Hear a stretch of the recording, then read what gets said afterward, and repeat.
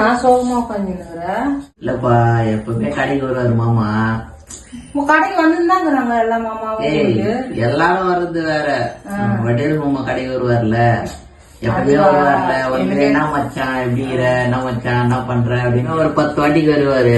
10 வாட்டி வந்து சிப்ஸ் வாங்க, ஜூஸ் வாங்க, பீடி வாங்கணும். அது திடீர்னு அவரு கடைக்கு வராம இருக்குது, மச்சான் வந்து கூப்பிடாம இருக்குது. ஆயிடுச்சு 3 நாள் ஆயிடுச்சு இல்லப்பா, 3-4 நாள் ஆகுது. எனக்கே கஷ்டமா தான். திடீர்னு பாக்கும்போது ஒரு மாதிரி என்ன விஷயம்னு பாத்தீங்கன்னா, அவங்களுக்கு வந்து சின்ன சின்ன பசங்க தான். ஒரு பையனுக்கு பாத்தீங்கன்னா 8 வயசு, இன்னொரு பையனுக்கு பாத்தீங்கன்னா 11 வயசு, அந்த மாதிரிதான் இருக்குது. அந்த சின்ன பையன், அந்த பையன் வந்து அவங்க அப்பா இறந்துட்டான்னு கூட தெரியாம அந்த சட்டியை பிடிச்சின்னு தூக்கிட்டு போயிட்டு இருக்கான்.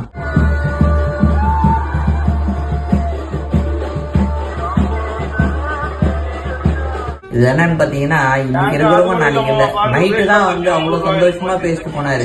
டேய் உனக்கு கண்டிப்பா இந்த குழந்தை தான் பிறக்கும், நான் மாமாவுக்கு வந்து கண்டிப்பா வந்து ஒரு பிரியாணி வாங்கி கொடுத்துரு, பிரியாணி அவருக்கு ட்ரீட் வச்சிடணும், அந்த மாதிரி அவர் கேட்பாரு. ஆனா அவர் இல்லாத போது கொஞ்சம் கஷ்டமா இருக்கு. நடாது நேத்து நைட்டு நல்லா பேசிட்டு போனாரு, காலையில பார்த்தா இறந்துட்டேன்னு சொல்றாங்களே. அந்த 2 பசங்க வந்து அவங்க அம்மாவும் படிக்காதவங்க, வீட்டுலதான் இருப்பாங்க, கூலி வேலை தான் செய்யறாங்க. அம்மா பாத்தீங்கன்னா வயசானவங்க, 70க்கு மேல, 75 வயசுக்கு மேல அவங்களுக்கு. இந்த 2 குழந்தைய வச்சு அவங்களுக்கு அவங்க அப்பா இறந்துட்டான்னு கூட தெரியல. எப்ப வந்தாலும் கூட 2 பேரு கூட்டினவரு. 2 பசங்களையும் அவங்களுக்கு என்ன வேணுமோ அது வாங்கி கொடுத்துருவாரு. அவரு வேலைக்கு போனா போதும், என்னமாம்மா வீட்டுல எதுவும் காசு இல்ல, என் பசங்கடா இருக்கிற வரைக்கும் சாப்பிட்டுட்டு வளர்ந்துட்டோம், நான் இருக்கிற வரைக்கும் அவனை வளர்த்தணும்னு நினைப்பாரு. இப்ப பாத்தீங்கன்னா அந்த 2 பசங்க தான் வரானுங்க கடைக்கு. ஒன்னு சொல்றேங்க, இது வந்து என்னுடைய அட்வைஸ், இதுதானே ஏத்துக்குங்க. முழுக்க முழுக்கன்னு பாத்தீங்கன்னா வீட்டுல இருக்கிறவங்கள சந்தோஷமா பாத்துக்குங்க, இருக்கிற வரைக்கும் ஹாப்பியா வச்சுக்கங்க.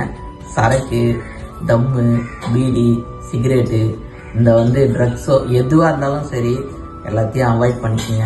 நீங்க வந்து குடிச்சிட்டு நிம்மதியா இருந்துருக்கீங்க. பாதிக்கப்படுறவங்க பாத்தீங்கன்னா பசங்க, பிள்ளைங்க, பொண்டாட்டிங்க, அம்மாங்க, அக்க பக்கத்துல இருக்கிறவங்க, இவங்க தான் வந்து நிம்மதி இல்லாம இருக்கிறாங்க. நல்லா தாண்டா இருந்தாவன் திடீர்னு எப்ப இறந்து போனாங்கன்னு கேக்குறாங்க.